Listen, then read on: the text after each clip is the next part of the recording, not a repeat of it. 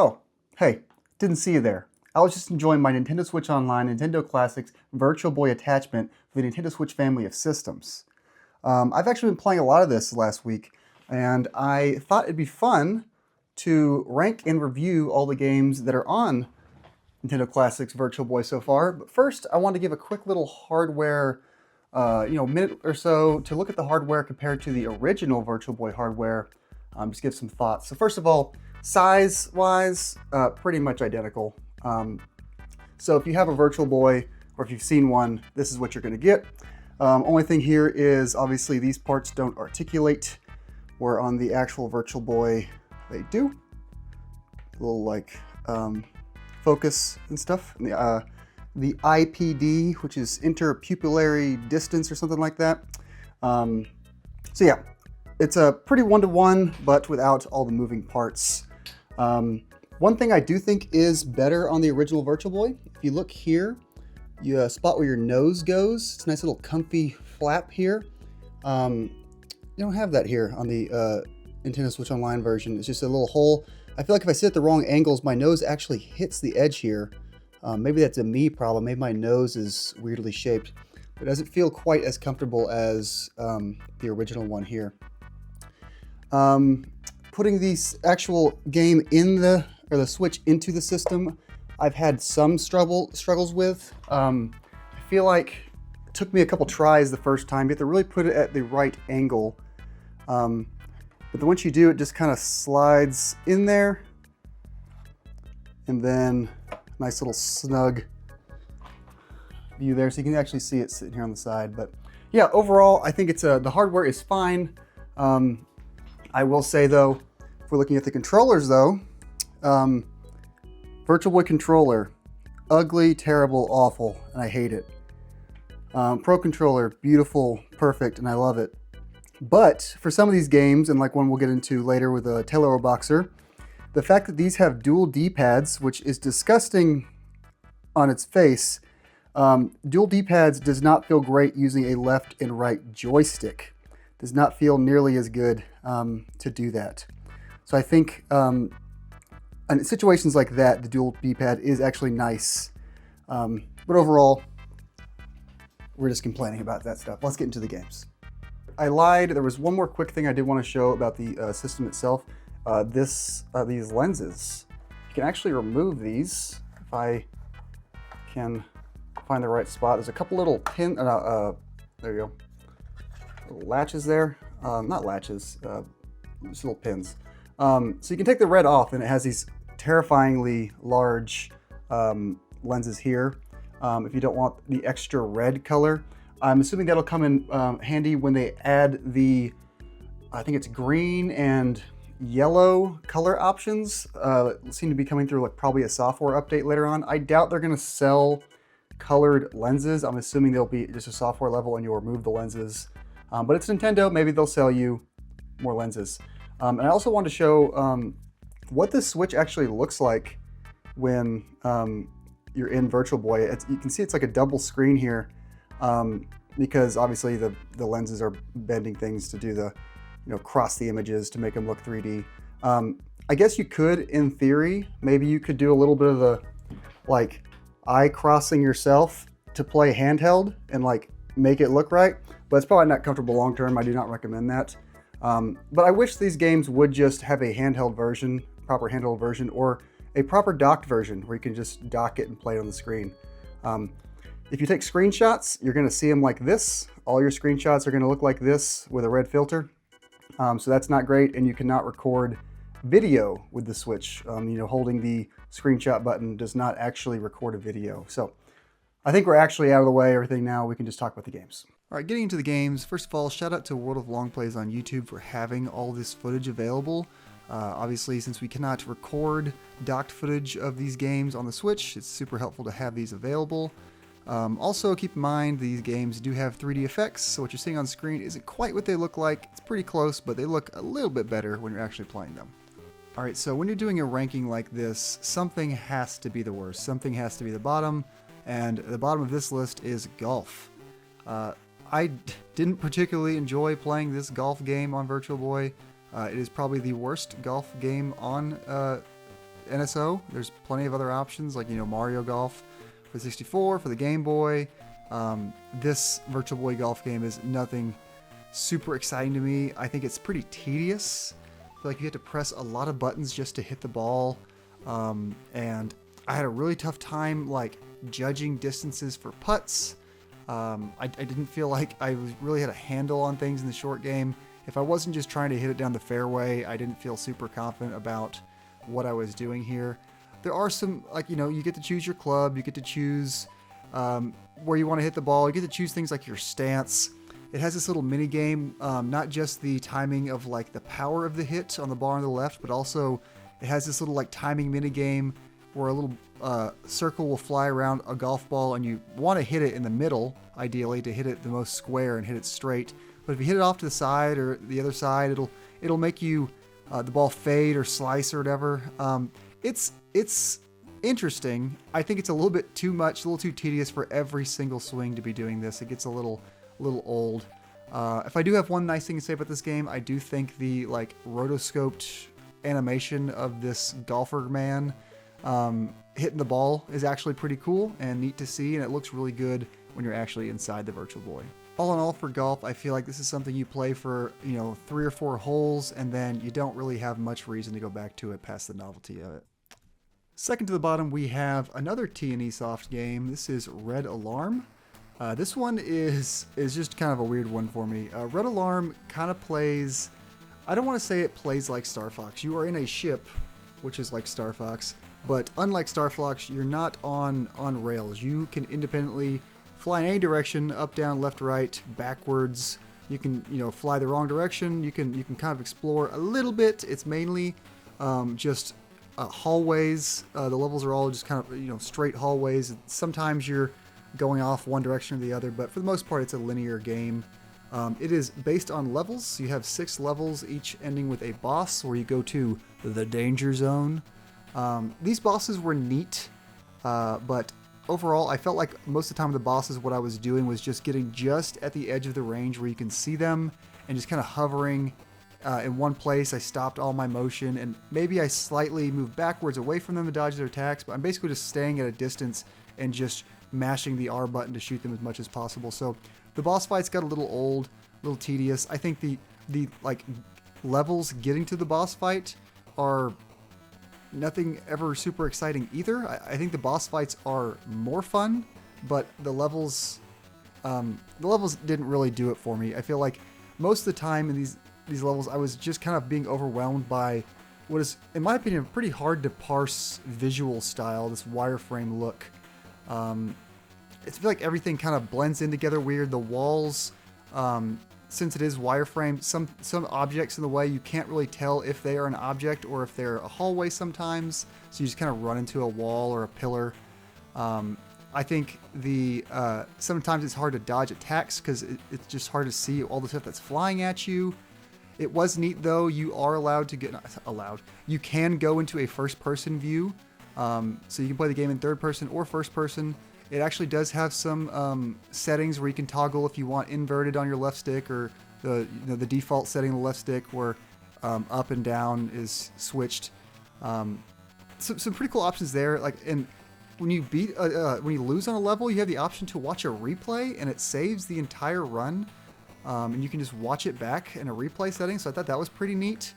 So yeah, Red Alarm, I think, it almost feels like this is the kind of thing you would maybe show somebody to see the 3D effect, just to kind of like fly around in 3D and see how things look in the Virtual Boy. But once again, this is something that I don't think is really worth playing for more than just the novelty of seeing and looking into it. So Red Alarm ends up at the 6th slot out of 7. This next game was actually not a part of the North American Virtual Boy set originally. I think it was Japan only. The Mansion of Innsmouth. This is a first-person dungeon crawler, or maybe called a mansion crawler, where you are trying to make it through hallways and trying to find a staircase that goes up, and there's monsters in here basically. So you have a gun, and you control that gun with the right stick. So this is a scenario where I think playing with a Pro Controller is actually very nice compared to the double D-pad of the Virtual Boy controller. because the right stick actually felt pretty good to aim. You aim and shoot at these monsters, and they get out of your way, and then you can keep going. This game is... you can beat this game at about 45 minutes to an hour. It's not super long. There are multiple endings. I got ending C, if anyone's interested. But I think this game did kind of get old for me because the area you're exploring, this mansion, everything looks the exact same. Basically, every level, you're in these hallways and you're wandering, and you have to find a key first, and then with that key, you open up a door that opens up a staircase and you go to the next level. I didn't feel like there was any rhyme or reason to these, like the layouts of these. I feel like I was just wandering these hallways at random. I didn't feel like super, like I figured something out or did a good job. I feel like I was just wandering, and I would find the key by happenstance, and then I would find the door by happenstance. And sometimes the monsters would get in your way and, like, you know, block your path, and you die and you start the level over. But luckily this game does have a very nice checkpoint system. There's a password after every level, and when you start the game up again, it'll default fill in that password to just keep playing, which is kind of funny to me because at that point, why not just let me keep playing in the first place? Why make me go to the main menu and hit continue and confirm the password that you already put in for me? But yeah, it's an interesting game. I do think it gets old. The last level was, I had to do several times. I was just wandering aimlessly for so long. But I do think it's a neat idea, and it's kind of like a first-person shooter on the Virtual Boy, which is neat. And I guess it had some scary vibes, which was like a cool change of pace for the normal things you play on Nintendo. Yeah, Mansion of Innsmouth. Check it out. You can probably finish it in one sitting if you give it a go. Next up, we have the first Nintendo-developed game on this list, Teleroboxer. I'm not sure how to say it, but you know, most famously known for inspiring the movie Real Steel, starring Hugh Jackman. Probably not. I think I made that up. But this game is basically a first-person Punch-Out where you're fighting robots. You are controlling a robot, and you're fighting another person who is controlling a robot. And if you played Punch-Out, you'll understand this one pretty quick. You're basically reading these other boxers. This game is like a boss rush. You're reading these other characters and their habits and their movements and how to counter their punches with the correct blocks and how to throw back the correct punches back at them to get big damage on them. They all have different fighting styles, different weaknesses, different things you should be looking out for. And because of that, because it's like Punch-Out, I struggled in this one. I am not good at Punch-Out. I've never sat down and like really tried to learn Punch-Out. And I also did not, at the time of this recording, sit down and really try to learn Teleroboxer. And the big reason that was like I was being discouraged from doing this is this how I was choosing to play the game with the Pro Controller. The right stick is super necessary in this game. Certain dodges and blocks, you need to push both of these sticks in one direction or the other. And it just felt awkward with the joysticks as compared to like a true directional, like right or left with the D-pads. So I'll struggle a little bit with the controls. I'll struggle a little bit with the gameplay itself because I don't gel with these kinds of games very well. I do think it looks cool and it sounds cool and it does feel real nice when you actually land a hook shot on one of these guys. So this is a game that I'm probably going to look back on differently when I actually really do sit down and try to learn it. I played, you know, maybe an hour and a half of this game. I've beaten, I don't know, four of the 7 fighters. I can't remember. This is a game where if you are good at it and you know how to beat it, once again, you can get through it really quickly. But for me, it was mainly just struggling, trying to fight these guys over and over again and getting stuck. You can beat the first guy pretty easy. Second guy's a little harder. And then so on and so forth. They get much tougher as you go. But yeah, Teleroboxer, I think it's a cool idea, cool concept, good presentation. Just not really a game for me at this time. Somehow, all the way up at number 3, we have 3D Tetris, which is exactly what it sounds like. It is Tetris in 3D. In this game, you are trying to fill in layers rather than just like a level like in Tetris. You're actually trying to fill out a 5x5 plane. You have basically a 5x5x5 cube, and you want to fill in 5x5 layers, and then it empties that whole layer, and then all the layers above it fall down, so on and so forth. So you have to really kind of get in line with this game with how you want to orient the pieces, because it can get a little disorienting. The game just kind of auto rotates the stage around, and when you're in that mode, you're just trying to turn the pieces, and sometimes it gets confusing because you're using the right D-pad and the left D-pad, and it's kind of hard to put yourself in that 3D space. But play it for 5-10 minutes, you'll get the hang of it, and then it's an interesting new way to play Tetris. I don't think it's the best way to play Tetris. I think it's far from the best way to play Tetris, but I think it's an interesting way to play Tetris. The mode I liked the most in this game, and the mode you'll need to play if you actually want to roll credits, there is a puzzle mode. Basically, it'll give you an object, and it'll give you a set number of pieces, and it says, make this object with these pieces. And you have to figure out like how to stack them up in what order to make that object. I thought that was a really cool idea for this game. And then when you actually complete the object, it does a cool little like cutscene where that thing moves around in a 3D space, which does look pretty neat on the Virtual Boy. So I think this game is fun.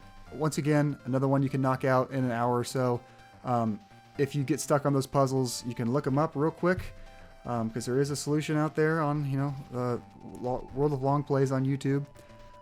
But for sit down, try to figure it out. I think it's an enjoyable puzzle game, but don't be afraid to look things up if you get stuck. Getting the silver medal, we have Galactic Pinball. This is one that I actually just did a video on last week because I have it physically. Galactic Pinball is a virtual pinball game, but it is really neat. There are 4 boards you can play on. It's all space themed, so you have UFO, Cosmic, Alien, and Colony.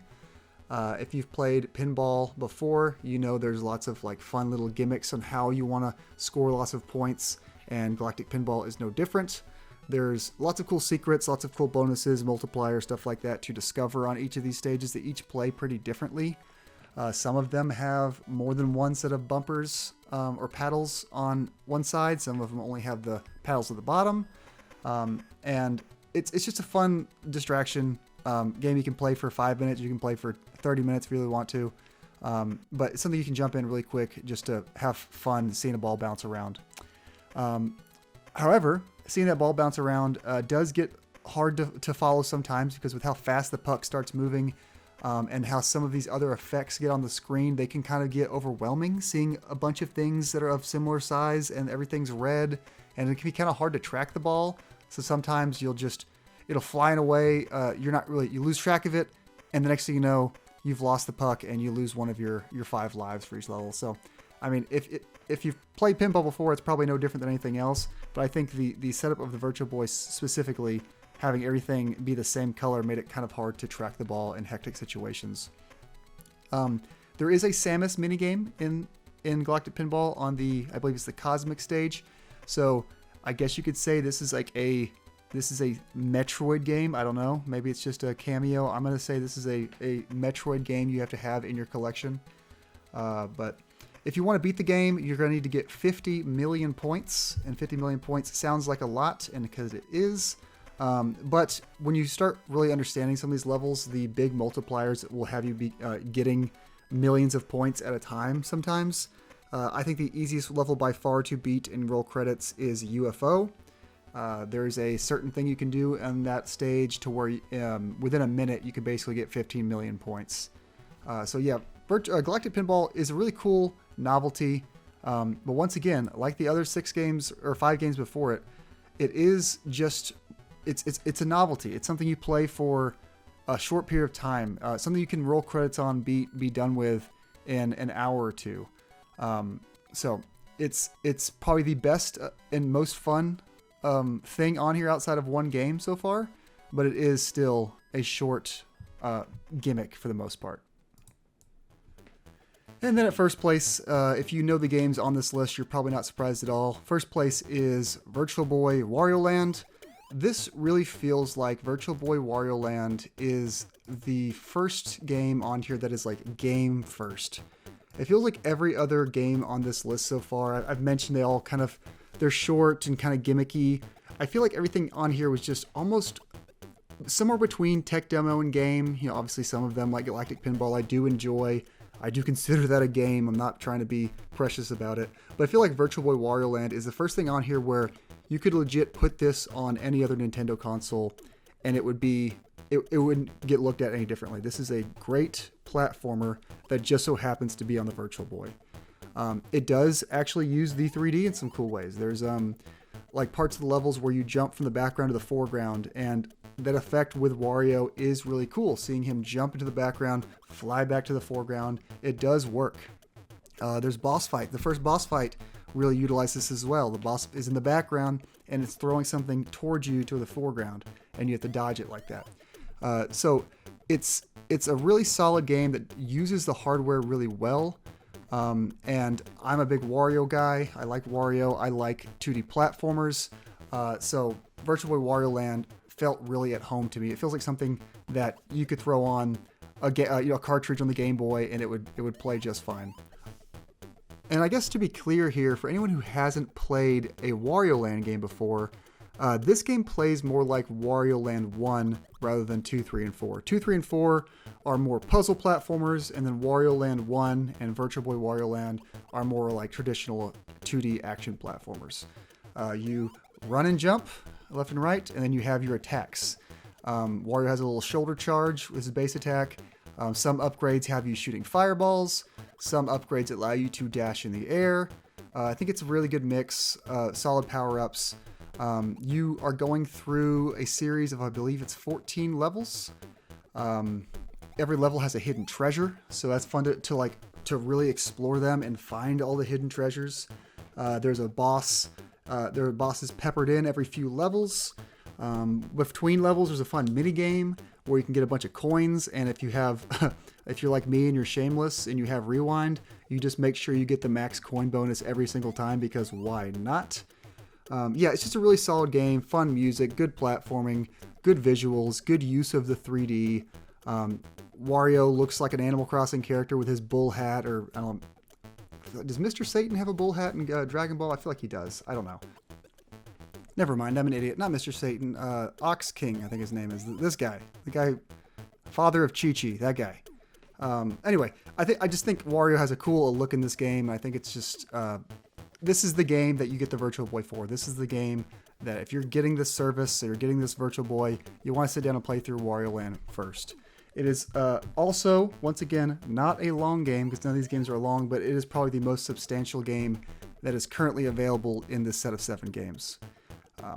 I like it. It's a great game. I would love to see maybe a colored, like an actual non-just red, colored remaster of this game get re-released sometime. That'd be really neat. Yep, that's all we've got now. So 7 games on the service right now. They've promised, I believe, it's like 14 games, and then they have 2 unreleased games coming. So I think we know of, so far, 16 total games that'll be coming to the service. I will check out those other games as they come. I've always wanted to check out Jack Bros. And obviously when games like those unreleased games like D-Hopper and Zero Racers, I'll check those out just for the novelty of having a new Virtual Boy game be released in 2026, because they decided not to release them, 30 years ago or whatever. So yeah, if you made it this far in the video, I appreciate you watching. I hope you enjoyed seeing some of these games. I would love to know which of these games you like the most, and which ones you thought were not quite as fun of a gimmick as the others. But if you want to see more Virtual Boy videos, more Nintendo videos, more games about me rambling about indie games, games I like, things going on, consider subscribing down below. Leave a like on the video if you liked it. I appreciate it very much. And thanks again for watching. We'll see you next time.